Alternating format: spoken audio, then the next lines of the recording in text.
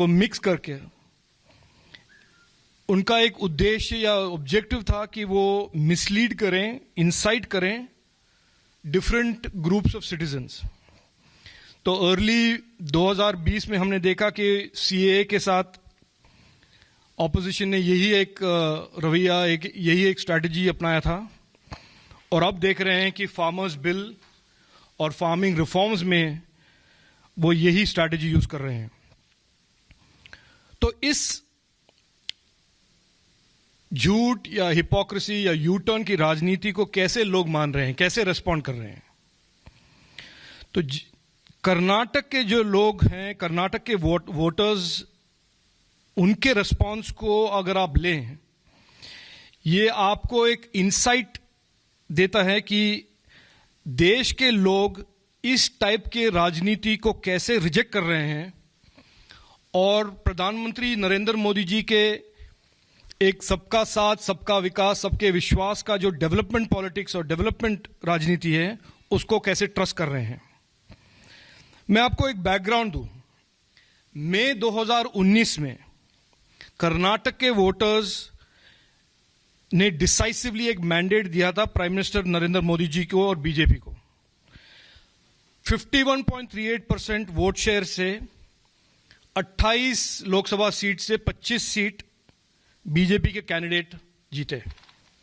कांग्रेस का एक कैंडिडेट और जेडीएस का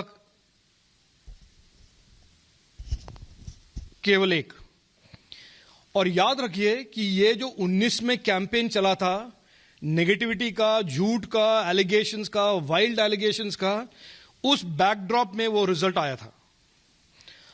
आज आप फास्ट फॉरवर्ड कीजिए, आज के दिन लोकल ग्राम पंचायत इलेक्शन, जो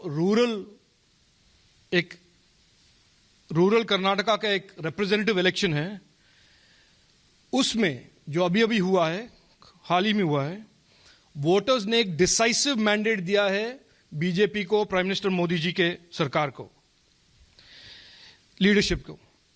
ये इलेक्शंस के बैकड्रॉप, और ये elections were held in the backdrop of the farm bills के बारे में जो फॉल्सहुड्स फैलाया गया था कि फार्मर्स को मिसलीड किया जाए, उस बैकड्रॉप में ये इलेक्शन हुआ था। और द इलेक्शन के रिजल्ट ऐसे हैं: 55.4% of GPs are BJP supported, 53% of all members have been BJP supported.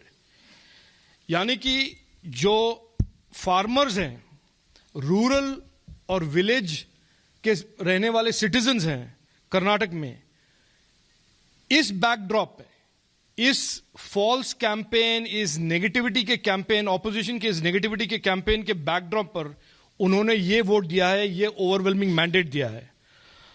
और ये जो मैं मानता हूं, ये जो झूठ की राजनीति है, उसका यही रिस्पॉन्स है।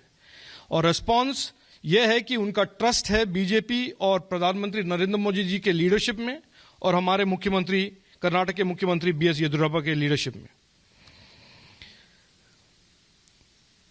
इसका मतलब यह भी है कि कर्नाटक के फार्मर्स ने बड़ा सीधा वोट और सीधा सिग्नल कर दिया है कि उनका विश्वास है नरेंद्र मोदी जी के unrelenting efforts last several years में, कि जो फार्मर्स के वेलफेयर को इंप्रूव करने का जो मल्टीपल स्कीम्स अनाउंस किए थे सरकार ने, उनको उन स्कीमों में और नरेंद्र मोदी जी के विजन में एकदम पूरा ट्रस्ट है।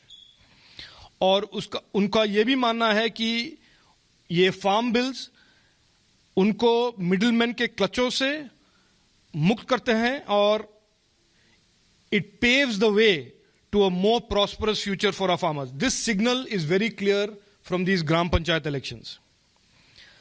अच्छा, ये मैं आपको एक और भी बैकड्रॉप दे दूं कि 12 महीने में हर इलेक्शन जो कर्नाटक में हुए हैं,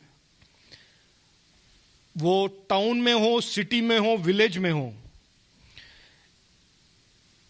मैंडेट ओवरवेलमिंगली बीजेपी के पक्ष में आया है। 17 एमएलए बाय इलेक्शंस हुए हैं, जिनमें से 14 बीजेपी के लेजिस्लेटर्स वोट हुए हैं, और कांग्रेस के केवल 2।